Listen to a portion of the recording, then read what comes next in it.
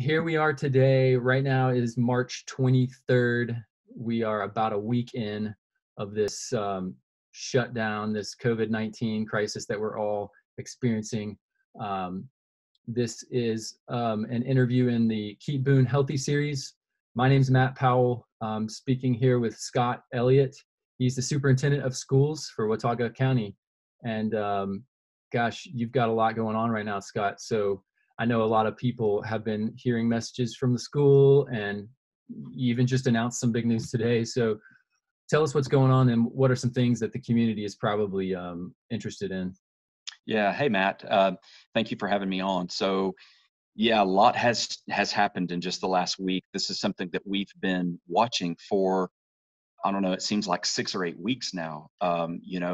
And wondering if and to what extent it was going to affect us here locally. But things accelerated very quickly by the end of last week. Lots of concern from parents, lots of concern from us about where this was headed, and in trying to make the decision about whether or not we should close our schools here locally, working with local health department and state DHHS. I was grateful that the governor went ahead and made the decision over last weekend, a week ago, to go ahead and close schools statewide. The initial announcement was that schools would be closed for 2 weeks, and as you just mentioned, the Governor Cooper had a press conference today where he extended that school closure to at least May the 15th. So that is a huge change for us, but it does give us some clarity actually about moving forward, and how long we're in this for and the things that we need to be doing. We still have some questions that we do need to have some answers from the state about, and I think those are coming over the next few days. But a lot's been going on for sure. Do you mind me asking what some of those unanswered questions still are that you have? Yeah, we have a lot of unanswered questions, and people have been asking us about things like graduation, or even graduation requirements for seniors who had not yet fulfilled all of their graduation requirements. What about those college, university, or community college classes that high school seniors were taking? Will they continue? Some of those courses have been moved to online, some of them haven't. What kind of grades will students get this year? And will there be the introduction of new course material or new instruction with new content from our teachers? Or will we continue in a supplementing enrichment kind of mode?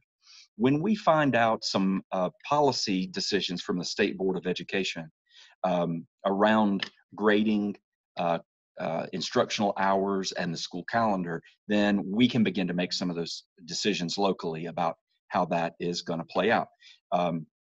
Fortunately, I have been able to give some input directly to the Department of Public Instruction and the governor's office, and I represent superintendents in our region on our professional association board of directors. We have created a policy document that we gave to the legislature and the state board at the end of last week with some recommendations about a number of things related to academics, student services, pay for employees, child nutrition, and all of those things. But there need to be some of those big decisions made, and then we can begin to make some of our local decisions. Yeah, that makes sense. So I'm a father of three little ones.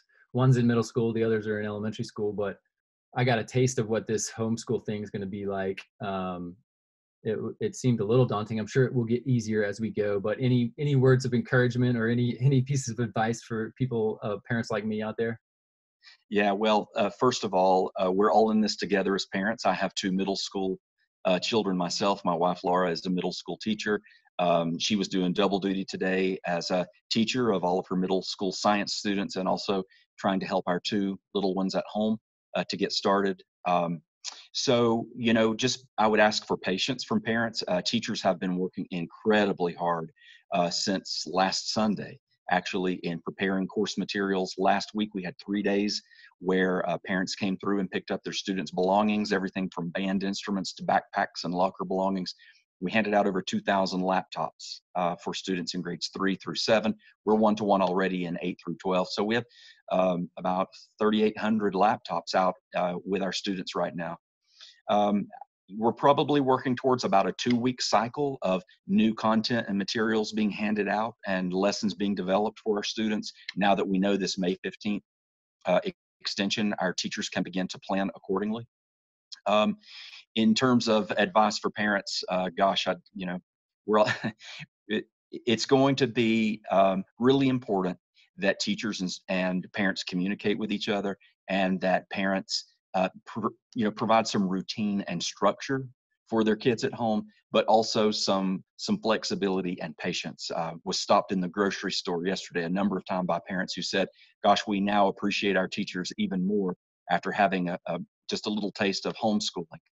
But just to, know that teaching your own children at home is very different than us teaching them at school and them having their normal routines and sort of, you know, daily lives at school. It's probably harder to be teaching them at home right now, to be honest with you. I ask that parents just reach out to us for help. Maybe they're frustrated. Maybe their children are having, difficulties of some kind. You always should be in communication with your teacher for help. Yeah, patience is the key. So there's also this issue that I've been thinking about a lot about school meals, lunches, and breakfasts that you guys are still having to provide. Is that right? What's the situation there, and what might the community want to know about that? Yeah, you're seeing this all across the state with school systems stepping up and continuing to provide meals for their children. It was never a question for us as to whether or not we were going to do that. From the moment that we knew that the schools were closing, our child nutrition staff and our director, Monica Bolick, who was just exceptional, began to work on our plan for that. We started providing meals last Tuesday, and I think today the count was well over 6,600 meals we distributed last week. Last Friday, we had our highest one-day count of 2,142 meals. I think it was 2,242 meals, looking at my numbers. Today, even before our dinner time shift, we had almost reached that same amount, over 2,100 meals. So we expanded to 2 additional sites today, one at Valley Crucis and one at Watauga High School, which means we now have 7 sites total, 6 schools, plus Brushy Fork Baptist Church. Brushy Fork and Hardin Park are providing meals at the end of the day, and students are getting a dinner and a breakfast. And at the other site, students are getting a lunch and a dinner to take home with them. And one thing that I've been really emphasizing to everyone is that while about a third, around 30% of our students qualify for free and reduced lunch, which means we know that their family has a real financial need, these meals are for everyone. And the longer this goes on, the more of our families that are going to be in financial need. And if a family can come by and pick up 2 meals at a time for each one of their children, hopefully that will lessen some of the financial burden. And while I know our public health officials are also encouraging us to stay home when possible, at least getting out of the house and driving to the school and going through the car rider line and picking up a meal is something that you can do with your kids. But it's really important to us that we continue to take care of our children and families, and those meals are going to continue for the foreseeable future. To go back to the online learning piece, I'm just curious of your thoughts on the quality of the education. Are we going to be able to maintain that, and how, like, any thoughts on that? Just Yeah, well, our teachers are phenomenal, and their gift of teaching shines right through the technology. And you know what? This may be one of those moments in time where a lot of things change, and where we see that we have resources and opportunities that maybe we've never had to take advantage of, or that needed some improvement, and now we have to make some improvements to them. And if anyone can do that, our teachers can. There are lots of great digital and online resources. They will never take the place of a live teacher, and that's why today you also saw a lot of Zoom and Google Meet sessions between teachers and students, so that live human connection between the students themselves and the student and the teacher continues. In the lower grades, where we not only don't have the number of laptops and resources that we need, we don't think that the computer or digital learning exclusively is the appropriate way for kids to be instructed. They have packets and different activities that were sent home by their teachers last week. But it is a real question as to whether or not, as I mentioned earlier, we're going to continue supplementing and enriching which right now is a little easier to do using our digital tools, or whether or not we're going to introduce new content. And one of the things that we've been talking about for years now, but which is going to come front and center and for the community, is that about a third of our children don't have access to broadband or high-speed internet in their homes, either because they can't afford it, or in many cases, because in many places throughout Watauga County, there simply is no access for it. So there's an equity issue there. Mhm. To try to address that, we have opened up external access points, Wi-Fi access at our school facilities, and we've also ordered 3 mobile hotspots that when we receive them, we hope to put out on school buses and park in different parts of the community.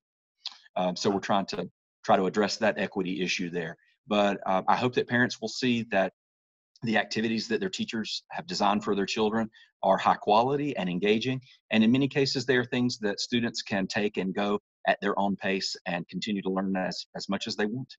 Do you have any idea what the percentage is of maybe kids or homes that don't have that access to broadband or Wi-Fi? Yeah, we did a study about 2 years ago. So we've surveyed our families twice in the last 5 years, and the numbers have not changed very much, which is that about 30% of them said that they do not have access to high-speed internet in their home.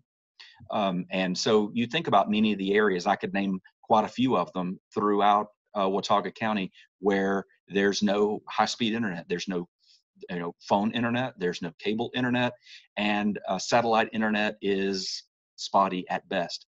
And there are places in the county where there simply is no cell phone service. So even though we have handed out 50 of the Sprint Foundation 1 million project free Wi-Fi hotspots, and we've ordered another 25, so we'll have 75 that we've given out, we're limited in who's been able to take them simply because of the absence of cell phone access where they live. But we're hoping that through a combination of those free Wi-Fi hotspots that we have handed out, the access that families do have in their homes, and the Wi-Fi hotspots that we have, or access points at our school, that the majority of our kids can have access. And we haven't mentioned it, Matt, but I would encourage people to go to the Watauga County Schools website, wataugaschools.org. And up in the top right-hand corner, you'll see a little tab for remote learning. And if you click on that, it will take you to 2 options, one for our teachers and one for our students and families. And under the students and families section, students and their parents can link to all of their teachers' pages for all of their assignments. And we've tried to streamline those with a common template so that they look the same, and so that parents can follow them for multiple children in grade levels. But also on there is a link to tech support. And there is, we've uploaded a visual or a aerial map or photograph of every school, and we put a big red circle around the area of the school where one can go for Wi-Fi access. Wow. Hopefully all of that is going to help some. We know it won't reach everyone, and if there are those families that still just are unable to get it, they can at least go somewhere and download that work. And even if that doesn't work, then we certainly want to hear from those parents. Wow, that's super interesting. It's amazing how we've kind of been thrust into this situation. It's almost like the future feels like the future is upon us. One thing that the chamber has started, which I think is really neat, is this little storyline called Silver Linings, and it's just this way of finding the good in this. Even though it's a terrible situation, there can be some good that's found. Any thoughts that you might have on what the silver lining is for education and for teachers and students and parents right now? Well, I think there are several silver linings. One is, as one parent said to me today, there's a sudden and great appreciation for all the many things that public schools do in our communities and for our families and for our children that maybe people didn't see before. Our relationships with other nonprofit agencies, our relationships with the faith-based community, our work to provide for the many needs of our families, or the ways in which, as parents like you and I, kind of begin to take school for granted, whether it's our athletic schedules or access to resources at the school, or even just through our daily routines. A little silver lining, I think, is that we come away from this with a little better appreciation of our public schools. And we talk a lot about Watauga County being the best place to learn and work, but I'm just super proud of our staff. So we have lots of silver linings within the school system of people who've stepped up to help other people with whatever jobs needed to be done. I've not heard a single person this week hesitate to do a single thing or say that something's not their job. Everyone realizes these are real extraordinary times. As you mentioned earlier, we're kind of experiencing a very rapid period of change. So another silver lining is going to be 6, 8 months from now, 2 years from now, 10 years from now, we're going to look back on this and realize what positive things came from it, what we were able to realize that we were able to do. But the big silver lining for me is going back to your question about food distribution. And so we started a faith-based collaborative several years ago where we brought together members of the faith community just to talk together about needs in our community and how we could work more closely together. That relationship wasn't always as strong as it is now. And to see now that we not only have a strong relationship, but we're able to mobilize those partnerships to not only help our own families, but all throughout the community. So the work that you're seeing where local restaurants and businesses are developing food boxes. Some of those conversations came out of our faith-based community work that started last week when one of our social workers, Denise Presnell, pulled that group together and brought in some restaurant owners. Some of those boxes of meals are being provided at our schools, in addition to the child nutrition meals for whole families to take boxes of food home. It's just great to see people who maybe otherwise their lives wouldn't cross, they wouldn't see that they have much in common, now begin to see that there's this common mission for good to take care of all the children in the community and to take care of people who are in need, or just all of us in the community. But otherwise, they wouldn't have had that opportunity. You hate to see something terrible like this happen to bring us together, but it certainly is.